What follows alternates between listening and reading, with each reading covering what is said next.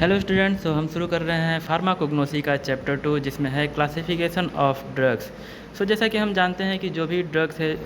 Drugs के ज़रिए हम क्या करते हैं, जो भी क्रूड ड्रग्स हैं उसके ज़रिए एक्सट्रैक्शन और बाकी सारे केमिकल प्रोसेस के ज़रिए जो है हम जो मेन ड्रग होते हैं उसको ऑब्टेन करते हैं और फिर उसको हम क्या करते हैं कि थेरेप्यूटिकली यूज करते हैं फॉर द डिफरेंट पर्पजेज। यहाँ पे आप देख सकते हैं कि all medicine for internal and external use, जो भी मेडिसिन हम ह्यूमन बॉडी के लिए या एनिमल्स के लिए इंटरनल एक्सटर्नल यूज करते हैं,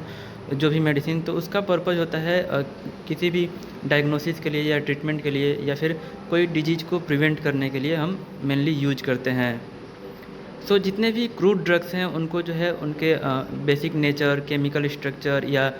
मूड अफेक्शन या फार्माकोलॉजिकल एक्टिविटी, इन सारे चीज़ों के ऊपर जो है, इन सारे चीज़ों के बेसिस पे जो है जितने भी सारे क्रूड ड्रग्स हैं, जितने भी सारे ड्रग्स हैं, उन सबको जो है डिफरेंट क्लासेस में क्लासिफाइड किया गया है।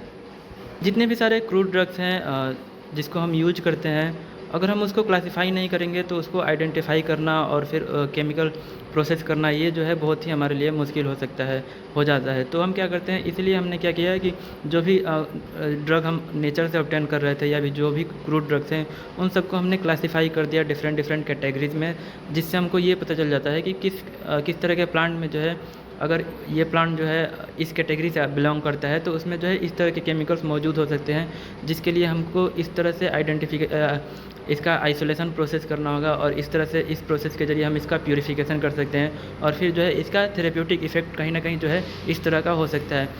ये सारी चीज़ों को ध्यान में रखते हुए, उनके chemical, mode affection, pharmacological activity, इन सारी चीज़ों को ध्यान में रखते हुए हम जो है जो भी क्रूड ड्रग्स हैं उनको जो है डिफरेंट क्लासेस में क्लासीफाई किया गया है। जितने भी ड्रग को क्लासिफाई किया गया है वो फुलफ़िल करते हैं कुछ रिक्वायरमेंट्स को, जैसे कि सिंप्लिसिटी, इजी एप्लीकेबिलिटी और नो कन्फ्यूजन। जैसे कि कोई ड्रग है, हमको अगर उसको सर्च करना है या उसके बारे में जानना होगा, तो अगर वो क्लासिफाइड रहेगा तो हमको उसको ढूंढना जो है, सर्च करना आसान हो जाएगा, सिंपल हो जाएगा, हम आसानी से उसको ढूंढ पाएंगे। और जो है आसानी से अगर उसमें हमने क्लासिफिकेशन के ज़रिए उसको आसानी से ढूंढ लिया तो फिर उसको ईजिली क्या करेंगे, ईजिली हम यूज कर सकते हैं उसको, और बिना कन्फ्यूजन का जो है हम उसके बारे में कंप्लीट इन्फॉर्मेशन जो है वो कलेक्शन कर सकते हैं जब कोई ड्रग जो है वो क्लासिफाइड होगा डिफरेंट कैटेगरीज़ में। यहाँ पे आप देख सकते हैं कि जो भी क्रूड ड्रग्स हैं उसको डिफरेंट कैटेगरीज़ में डिवाइड किया गया है ऑन द उनके नेम या फिर केमिकल स्ट्रक्चर या फार्माकोलॉजिकल एक्टिविटी के अकॉर्डिंग।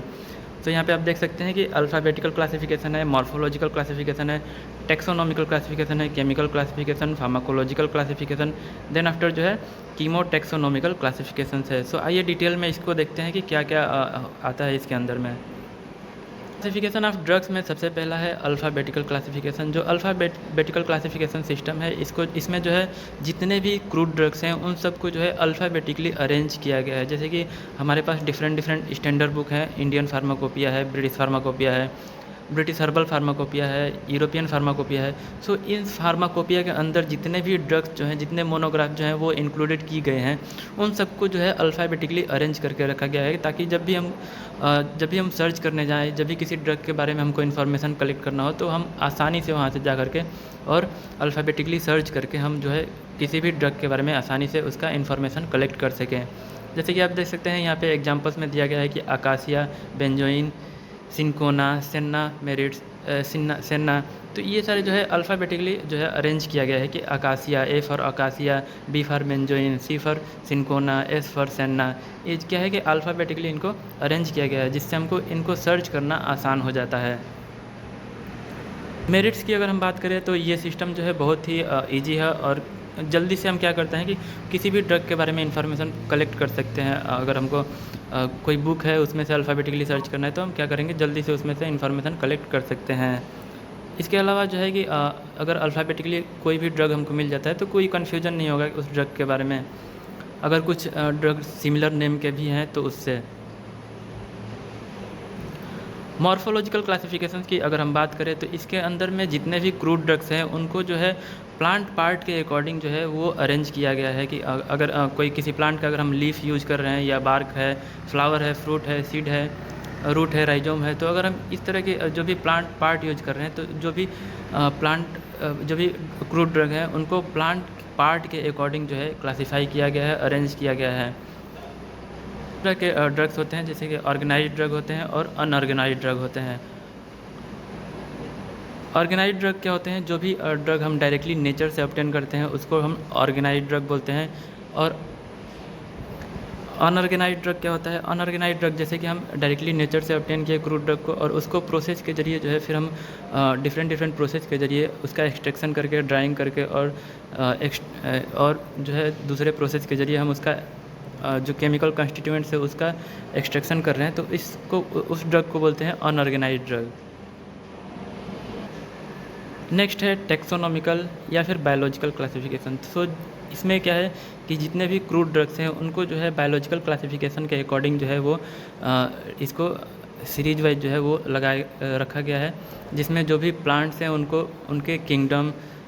उनके जो है डिवीज़न, क्लास, ऑर्डर, फैमिली और जीनस स्पीसीज के अकॉर्डिंग जो है उन सारे क्रूड ड्रग्स को जो है इसमें क्लासिफाई किया गया है। और इस तरह से क्या होता है कि अगर किसी प्लांट के बारे में हमको पूरा डिटेल जानना हो, उसके किंगडम के बारे में, डिवीज़न के बारे में, फैमिली के बारे में जानना हो या स्पीसीज के बारे में जानना हो, तो हम क्या है कि इस क्लासिफिकेशन के जरिए बहुत ही आसानी से जो है उसको हम उसका इन्फॉर्मेशन जो है वो कलेक्ट कर सकते हैं। नेक्स्ट है केमिकल क्लासिफिकेशन। सो जितने भी क्रूड ड्रग्स हैं हम जानते हैं कि उन सब के अंदर डिफरेंट केमिकल कंस्टिट्यूएंट जो है वो मौजूद होती है। सो हम क्या करते हैं कि उनके जितने भी प्लांट्स हैं उनमें किस प्लांट में किस तरह के केमिकल्स मौजूद हैं उसके अकॉर्डिंग हम जो है क्लासिफाई करते हैं ड्रग्स को, और फिर उसके ज़रिए हम पता लगाते हैं कि अगर मान लीजिए हमको किसी प्लांट के बारे में पता लगाना है तो हम क्या है कि इस क्लासिफिकेशन के ज़रिए बहुत आसानी से स्टडी कर सकते हैं कि किस क्रूड ड्रग में किस तरह का केमिकल कंस्टिट्यूएंट जो है वो मौजूद होता है, और फिर हम उसके ज़रिए जो है फार्माकोलॉजिकल एक्शंस को हम समझ सकते हैं। नेक्स्ट है फार्माकोलॉजिकल क्लासिफिकेशन। ये बहुत ही ज़्यादा इंपॉर्टेंट है क्योंकि जो भी ड्रग्स हैं, जो भी क्रूड ड्रग्स हैं, हम उनका क्या करते हैं थेरेप्यूटिक यूज के लिए प्रयोग में लाते हैं। सो जितने भी ड्रग्स हैं अगर उनको फार्माकोलॉजिकल या थेरेप्यूटिक इफ़ेक्ट के बेसिस पे क्लासिफाई किया गया है तो हम बहुत ही आसानी से ये समझ सकते हैं कि ये प्लांट जो है वो हमारे इस तरह के कंडीशन को ट्रीट करने के लिए यूज होता है, इस तरह के प्रॉब्लम में ये बहुत ही ज़्यादा उपयोगी हो सकता है। सो जितने भी क्रूड ड्रग्स हैं उन सबको फार्माकोलॉजिकल क्लासिफिकेशन के बेसिस पे जो क्लासिफाई किया गया है उससे हम ये पता लगा सकते हैं कि जो भी ड्रग है उनका क्या फार्माकोलॉजिकल एक्शन है, क्या यूजेज है फॉर द डिफरेंट थेरेपीज़।